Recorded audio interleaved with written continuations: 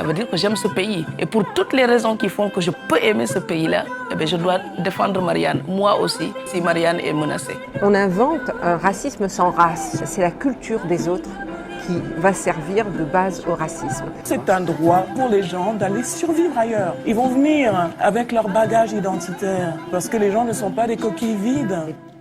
Bienvenue sur le podcast de Azmari.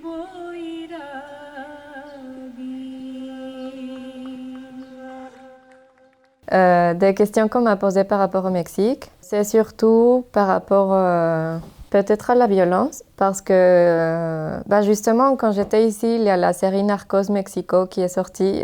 Il y a Narcos Colombie et après ils ont sorti Narcos Mexique. Et du coup, c'est très spectaculaire et très violent, c'est les narcos et je sais pas quoi, et un peu glamour, toute cette vie. Et donc, oui, j'ai eu des questions par rapport à ça, par rapport à comment on le vit, comment c'est, si c'est vraiment comme ça ou pas. Bonjour à toutes et à tous, bienvenue dans le podcast d'Azmari.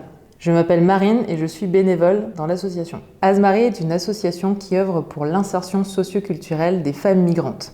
Cette association donne par exemple des cours de français, des ateliers d'écriture ou d'expression et propose aussi des sorties culturelles pour ces femmes. Aujourd'hui, pour ce 10e épisode, nous avons donné le micro à Inès, bénévole à Azmari et qui est originaire du Mexique. On vous souhaite à toutes, tous une bonne écoute. Je m'appelle Inès, j'ai 27 ans, je viens du Mexique et je suis arrivée en France il y a 5 ans pour faire mes études de master en sociologie. Donc moi j'ai fait toute ma scolarité dans le lycée français, qui est comme cette école française qui est à l'étranger. J'ai fait toute la scolarité depuis grande section jusqu'au bac dans le lycée français. Et donc pour moi c'était un peu logique de venir à un moment donné faire mes études en France. Je voulais faire ça depuis la licence, mais finalement le programme m'a convenu plus au Mexique. Et donc pour faire le master, j'ai bien aimé le programme de Paris 7 en sociologie. Et du coup, voilà, je suis venue.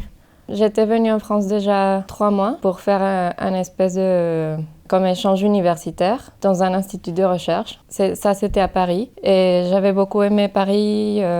J'étais venue avec des potes de la licence, donc on s'est bien éclaté. C'était super sympa, j'ai beaucoup aimé. Et donc, je me suis dit que si je venais en France, je voulais habiter à Paris, en fait. Même si presque toutes les personnes, tous mes potes du lycée qui sont venus en France, ils n'aiment pas Paris. Et ils me disaient toujours qu'il ne faut pas venir à Paris parce que, je sais pas, les gens, ils sont pas gentils et c'est trop stressant et voilà. Moi, j'aimais bien, donc voilà, j'ai voulu venir à Paris. Quand je suis arrivée, en fait, il y a eu cette coïncidence un peu étrange, mais mon père, il a pris son année sabbatique en même temps. Il est venu faire une recherche au Musée de l'Homme à Paris. Donc, on s'est retrouvés tous les deux ici à déménager. C'était un peu étrange, mais finalement, c'était sympa cette expérience parce qu'on s'est connus plus en tant qu'adultes, disons, et pas dans cette relation père-fille. Et on se voyait les dimanches pour manger ensemble. Et du coup, on s'est retrouvés à déménager, un peu avoir les mêmes questions. Quand tu déménages dans un nouveau pays, mais ensemble, même si on n'habitait pas ensemble. Donc, c'était une arrivée pour moi assez tranquille parce que finalement, il y avait mon père ici. J'avais aussi des potes du lycée qui habitaient en France. Donc, je ne me suis pas retrouvée, disons, toute seule. Oui, avec personne à qui parler ou à qui poser des questions si j'avais des doutes sur les papiers ou sur l'inscription de l'université ou des choses comme ça. Donc c'était une arrivée assez tranquille et je me suis sentie bien depuis le début. J'avais aussi je savais déjà parler français, donc c'était pas un souci pour moi. Mon père, il parlait pas français. Il parle plus ou moins français, il a pris des cours, mais disons qu'il a pas un super niveau de français, mais il pouvait quand même se débrouiller. Il faisait plutôt sa recherche en anglais. Toute sa vie quotidienne, disons, c'était plus en anglais qu'en français. Un des souvenirs assez forts que j'ai quand je suis arrivée en France, c'était justement pendant ces 3 mois. En fait, j'étais dans le métro avec des potes. On parlait en espagnol. Derrière moi, il y avait quelqu'un qui parlait arabe. À côté, il y avait quelqu'un qui parlait anglais. À côté, il y avait quelqu'un qui parlait, je sais pas, d'autres langues. Et ça m'a paru super... je sais pas, j'ai beaucoup aimé ça. Comme me retrouver dans cette ville hyper multiculturelle et dans un seul wagon de métro, tu retrouves plein de pays différents. C'est quelque chose que j'ai beaucoup aimé. Ça m'a ça m'a beaucoup marqué parce que au Mexique, il y a beaucoup de migration, il y a beaucoup de diversité, etc. Mais je crois que comme on est beaucoup plus, peut-être ça se dilue un peu plus. Et Paris, c'est vraiment comme concentration extrême d'une diversité super grande. Ça, c'était un bon souvenir. J'ai quelques mauvais souvenirs, comme des premières impressions, parce que pendant ces 3 mois-là, je crois que j'étais plus une touriste, parce que je m'étais pas installée ici. Donc je me disais que mes amis qui disaient que Paris était horrible n'avaient pas du tout raison, moi je comprenais pas. Pour moi, les gens, ils étaient super sympas, la ville était ultra belle, il faisait beau, et je sais pas, l'ambiance d'été, c'était comme un truc de fête, comme de joie. Et après, quand je suis venue m'installer ici, c'était pour la rentrée scolaire, donc septembre, donc presque l'automne, hiver. Donc déjà le climat, ça c'est quelque chose que j'ai pas beaucoup aimé. Je continue de pas être du tout accoutumée au froid, même si je sais que c'est pas ultra froid, mais pour moi c'est assez froid. Et après, oui, je sens qu'il y a vraiment une différence entre être touriste et je sais pas, les gens ils t'aident dans la rue si tu trouves pas une adresse, on t'aide, je sais pas. Et après quand tu t'installes, tu commences à voir un peu plus, je sais pas, des gens qui sont pas forcément sympas, les gens qui sont un peu fous aussi. Ça m'avait choquée parce que pareil dans le métro, j'ai plein de souvenirs dans le métro, mais je me rappelle qu'il y avait une femme qui était, je sais pas, elle avait un problème où elle était un peu folle ou je sais pas. Elle était en train de crier. Je comprenais pas ce qu'elle disait, mais elle était en train de crier toute seule. Elle parlait pas à quelqu'un au téléphone ou quoi, elle était vraiment juste en train de crier. Et tout le monde dans le métro juste faisait comme si rien ne se passait. Les gens la regardaient même pas, genre pour voir qu'est-ce qui se passe. Juste, ils regardaient ailleurs comme si rien se passait et c'était ultra bizarre, comme cette indifférence envers les autres, je sais pas. Ça m'a paru très très bizarre et c'était pas isolé, ça m'est arrivé beaucoup d'autres fois aussi.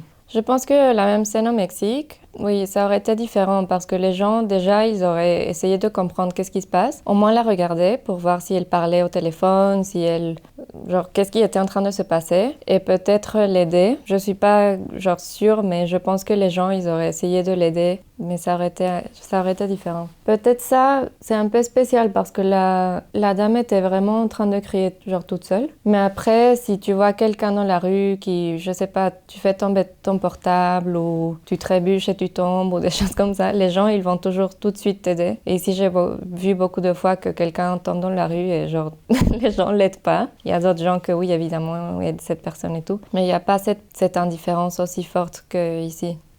Au moins depuis mon expérience personnelle, je suis arrivée avec ma façon de voir les choses, avec la façon d'être, ou peut-être sans tomber dans des stéréotypes, mais peut-être être plus ouvert à parler avec des gens que tu croises, sourire plus, aider plus les gens. Et puis tu te rends compte que les gens sont pas forcément hyper gentils ici ou que ça se fait pas. Et donc parfois j'ai plus envie de faire l'effort en fait. Moi, je me suis retrouvée quand même dans des situations où je me dis, bon, je vais plus faire l'effort et je vais faire comme tout le monde fait. Peut-être c'est pas une bonne attitude en vrai, mais je crois qu'à un moment donné, tu laisses tomber et juste tu fais comme les autres et voilà.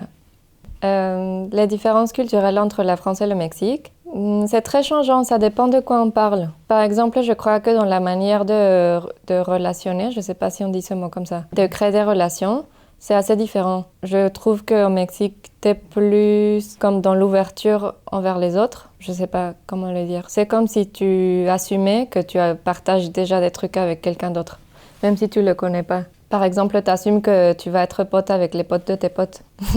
Et ici, je trouve qu'il y a plus de différences. Les gens, ils font plus de différences entre ces différents groupes d'amis. Ou par exemple... Oui, la manière de faire des relations, c'est différent. Parce qu'on est plus ouvert envers les autres. T'es moins dans la méfiance, mais par exemple dans un truc qu'on se retrouve beaucoup, c'est dans l'amour pour la nourriture. Et ça, je sais pas, ça c'est une surprise que j'avais pas pensé du tout, mais je crois qu'on se retrouve beaucoup là-dessus. De parler toujours de nourriture, de toujours penser qu'est-ce qu'on va manger, qu'est-ce qu'on va dîner. C'est différent parce qu'ici, je crois que la nourriture, elle est plus... La nourriture française, comme plus traditionnelle, disons, elle est beaucoup plus chère, comme beaucoup plus bourgeoise dans l'accès. Il n'y a pas de street food, il n'y a pas de nourriture dans la rue pas chère et bonne. Donc ici, j'ai plus connu la nourriture française chez des gens qui préparaient leurs recettes, etc. Et là, j'ai trouvé comme cet amour pour la nourriture et parler de nourriture et tout le temps C'est rigolo parce qu'on dit souvent, quand je vois des émissions à la télé ou des choses comme ça, que la France est le pays qui aime le plus manger, en Europe peut-être. Et moi je me dis tout le temps, c'est parce qu'ils connaissent pas l'Amérique latine en fait. Parce que là-bas vraiment, on parle tout le temps de bouffe, on rêve avec la bouffe, genre tout le temps, c'est bouffe. Mais la différence c'est que là-bas, c'est beaucoup plus facile d'accès. Genre tu trouves de la nourriture pas chère et très bonne partout. Ce que je retrouve pas ici, mais voilà. Après, différences culturelles, je sais pas. Oui, juste surtout dans la manière de faire des relations avec les autres. Par exemple, la relation entre les familles. Je trouve que là-bas, on a des relations beaucoup plus proches, beaucoup plus fusionnelles entre familles. Genre, on s'appelle beaucoup plus, on partage beaucoup plus de trucs, on se parle, même si c'est pas pour dire des trucs hyper profonds, je sais pas, mais juste on se parle plus, quoi, on partage plus de choses. Et c'est rare de pas partager ça avec ta famille. Et ici, c'est une relation que moi je peux voir ou percevoir comme plus froide, parce qu'on se voit moins souvent, on s'appelle moins, genre les filles appellent moins leurs parents. Mais après, ça veut pas dire que, par exemple, je me sens pas accueillie quand je vais chez les familles de mon copain ou chez la famille de mes amis. C'est juste une manière différente de faire des relations, mais ça veut pas dire qu'elle est moins importante ou qu'elle a moins de valeur ou qu'elle est moins importante. Parce que j'ai rencontré des gens hyper gentils et hyper accueillants et chaleureux. Peut-être c'est moins comme expressif, comme que tu le montres comme ça de manière hyper forte, mais genre la partie chaleureuse est là quand même.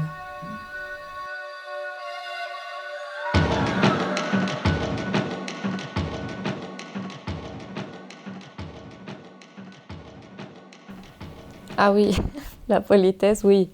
Ça, je trouve des trucs... Par exemple, moi, je suis arrivée ici et je souriais à tout le monde tout le temps. Aux serveurs, aux gens dans le métro. Si tu croises le regard de quelqu'un, normalement, tu souris, genre parce que, je sais pas, c'est poli. C'est peut-être un peu bizarre, mais c'est comme ça. Et du coup, moi, je me retrouvais à sourire et les gens étaient comme, mais pourquoi elle sourit? Genre, qu'est-ce qu'elle veut? Ou tu vois.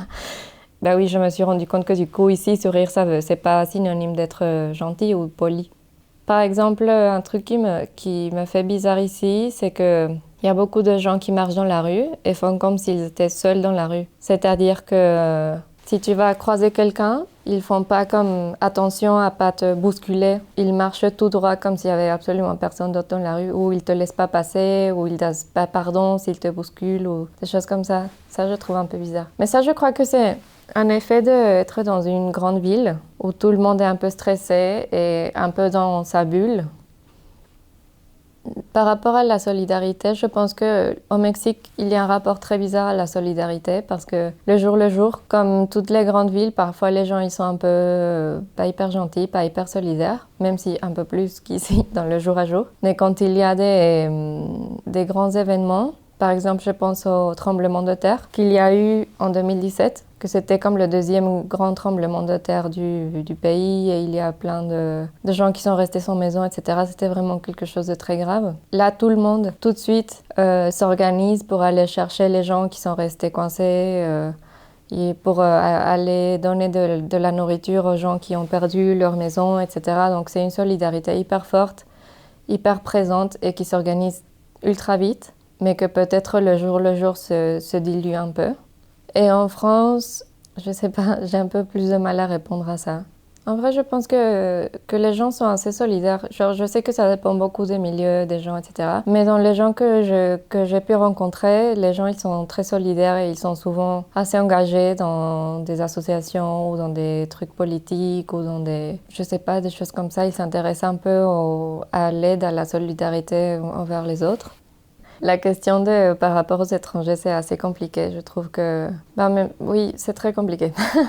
Au Mexique, je crois que c'est assez compliqué parce que c'est un pays qui a été en soi colonisé. Genre, on est une ex-colonie de l'Espagne. Donc, il y a plein de soucis internes envers les peuples autochtones ou les peuples indigènes. Il y a beaucoup de racisme et en même temps, il y a beaucoup d'ouverture envers les étrangers. Mais ça dépend quels étrangers, justement. Par exemple, si c'est envers les Européens ou États-Unis, c'est plus bien reçu qu'ils soient là que les gens qui viennent d'Amérique centrale surtout maintenant avec cette crise migratoire. Et en France, je crois que moi j'étais ici pendant les attentats du 13 novembre, genre pendant cette période-là. Et je trouve que depuis, ça a beaucoup évolué dans le mauvais sens. Point de vue politique, comme ça s'est un peu renfermé. Et il y a beaucoup plus de discours haineux ou xénophobes. Je crois que c'est pas particulier à la France. Aussi, ça c'est arrivé aux États-Unis ou dans d'autres pays européens. Donc, c'est assez compliqué, je crois. Mais après, comme toujours, il y a des gens qui sont ouverts à ça. Donc, mon apprentissage du français est... En fait, j'ai appris le français depuis que j'étais petite, mais j'ai appris un français très scolaire. Le système français, il est très ancré sur l'écrit et sur la lecture, mais on n'avait pas vraiment d'espace pour s'exprimer à l'oral. Donc, moi, j'étais très complexée, en vrai, par mon accent. J'aimais pas du tout parler français parce que je trouvais que j'avais un accent, je sais pas, un mauvais accent, même si ça veut rien dire. Et j'aimais pas parler à l'école. Après, quand je suis arrivée en France, je me suis rendu compte que j'avais un français hyper scolaire. Donc, il y avait beaucoup d'expressions que je comprenais pas, ou les gens qui parlaient très vite, j'avais un peu de mal. Et aussi quand les gens qui parlent entre eux, je sais pas comment l'expliquer, genre deux francophones qui parlent entre eux et du coup qui parlent vite avec des expressions, etc. Ça, j'avais beaucoup de mal, j'ai encore mal parfois, de suivre ce type de conversation. Peut-être aussi par rapport aux références de films ou de dessins animés, je sais pas, des choses comme ça que j'en ai pas. Donc j'ai eu quand même ce moment comme de m'adapter, disons, à la langue plus familière, plus colloquiale du français. Et par rapport à mon accent, j'ai juste décomplexé. Comme me dire que, en fait, j'ai pas besoin d'avoir un accent en français parfait. C'est bizarre, mais parfois on a cette idée que pour parler bien ou parler comme parfaitement, entre guillemets, il faut pas avoir d'accent ou il faut enlever ton accent. Je sais pas pourquoi. Quand je parle avec des amis, pareil que le français n'est pas la langue maternelle, parfois on a cette idée-là. Mais en fait, pas du tout, et on s'en fout si j'ai un accent et j'ai pas du tout comme la motivation pour l'enlever, je sais pas. Par exemple, au lycée français, j'avais beaucoup de professeurs, soit de Paris, soit de Bretagne, mais peut-être pas des accents de Sud qui sont plus marqués, comme l'accent toulousain ou de Marseille. Et du coup, moi, j'avais pas non plus entendu ce type d'accent. Ou l'accent québécois, ou l'accent d'autres types de français. Je sais pas, c'est bizarre, mais moi, je l'ai jamais appris à l'école. On m'a jamais dit, écoutez, ça c'est l'accent de tel pays, ça c'est... Bon, mais pas l'accent, mais le français, je sais même plus comment le dire. Mais ça c'est l'accent de tel pays, etc. Et ça, c'est une diversité de français aussi, d'expressions, etc. Je me rappelle que, par exemple, la prof d'anglais le faisait. Elle nous apprenait l'accent des États-Unis, différents accents du Royaume-Uni, de l'Australie, etc. Mais en français, on apprend juste l'accent parisien. Et c'est ça, le français qui est correct ou qui est bien. On n'apprend pas les autres types de français. Le français, qu'est-ce que ça m'évoque ? C'est une langue que j'aime bien. C'est une langue qui fait partie de moi finalement parce que je l'ai appris depuis longtemps et maintenant, je crois que la plupart de ma vie, ça se passe en français. C'est une belle langue. Elle est très compliquée quand même, l'écrire. On se complique trop la vie. Mais c'est une belle langue, je trouve. Ça m'arrive de rêver en français. Ça, c'est depuis peut-être 3 ans. Ça m'arrive de rêver en français ou, je sais pas, ça fait des mélanges bizarres, comme que je suis avec des gens qui parlent espagnol, mais on parle français, ou à l'envers, comme des gens français, mais qui parlent espagnol. Et maintenant, je mélange aussi avec l'anglais. Genre, je sais pas, j'ai des rêves un peu, un peu bizarres dans toutes les langues, mais...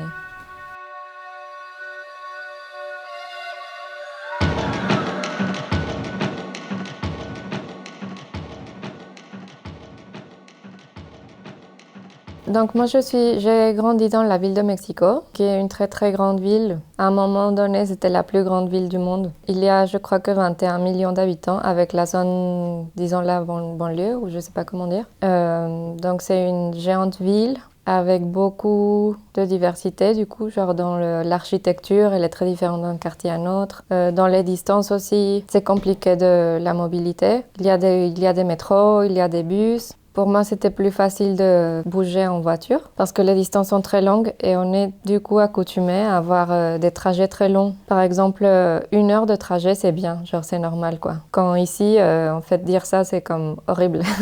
C'est comme c'est pas possible. Mais là-bas, c'est assez normal en fait. Tu planifies ta vie comme ça en ayant en tête que tu vas passer 1 heure de trajet.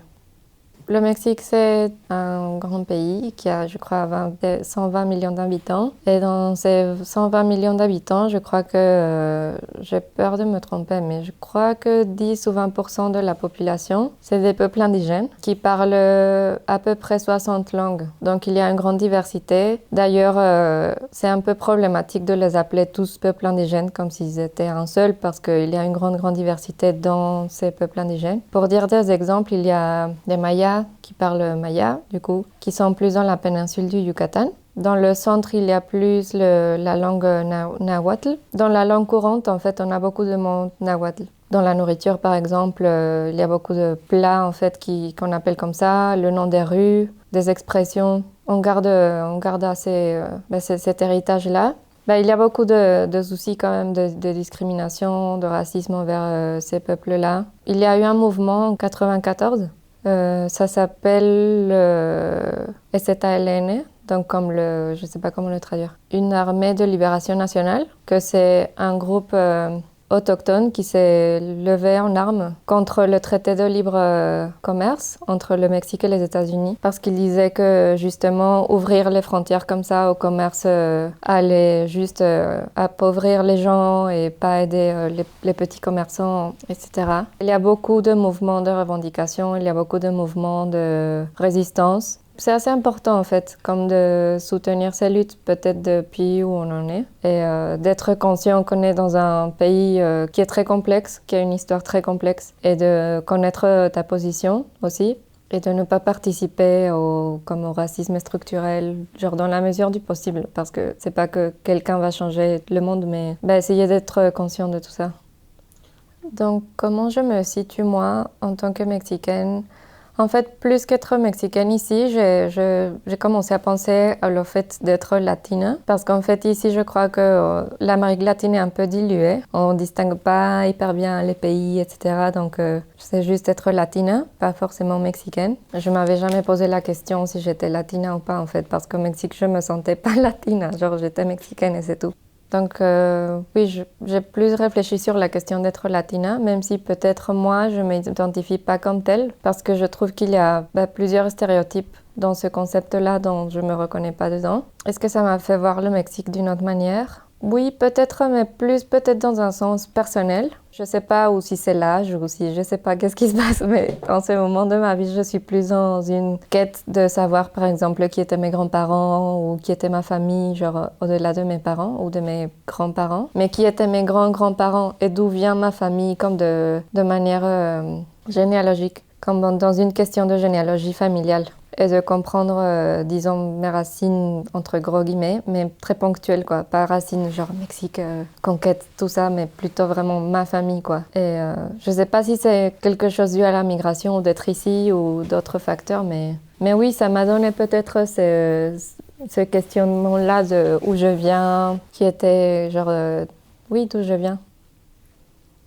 À Asmari, je suis arrivée, je crois qu'il y a 2 ans. Je me suis intéressée parce que je voulais chercher une association qui donnait des cours de français à des femmes étrangères. Parce que peut-être par mon parcours personnel et tout ça, je voyais comme l'importance de parler la langue pour vivre, pour faire un peu ta vie dans un pays qui n'est pas le tien. Ou que tu n'as pas juste pas né là. Donc ça m'intéressait de faire ça. Et j'ai contacté, je crois que par le site d'Asmari. Et après, j'ai eu Julie au téléphone et elle m'a parlé de ce que Asmari faisait de manière générale. Et ça m'a paru super intéressant comme cette perspective très ancrée, genre juste non mixte. Et du coup, par exemple, de proposer des gardes d'enfants pour que les femmes puissent apprendre le français en toute tranquillité. Et les tandems, du coup, le principe des tandems, c'est de faire des binômes entre une femme francophone et une femme apprenante. Et juste d'établir une relation, je veux dire d'amitié, parce que finalement ça se transforme en ça, ou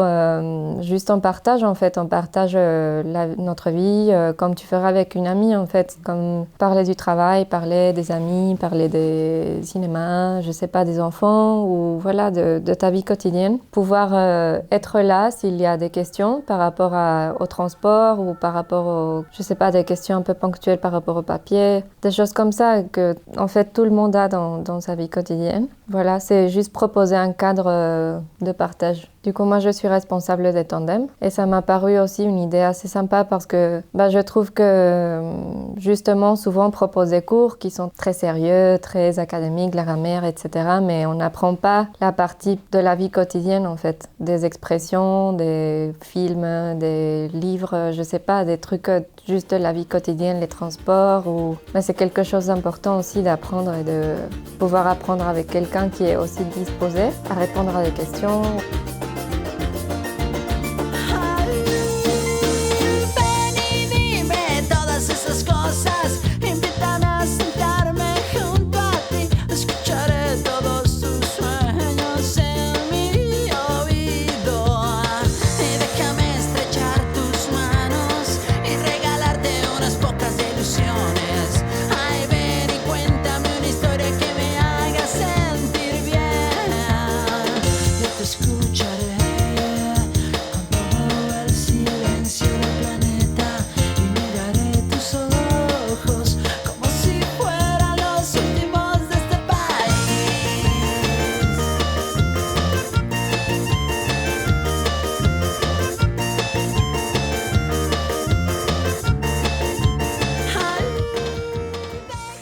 C'est un groupe de rock mexicain qui s'appelle Café Tacuba.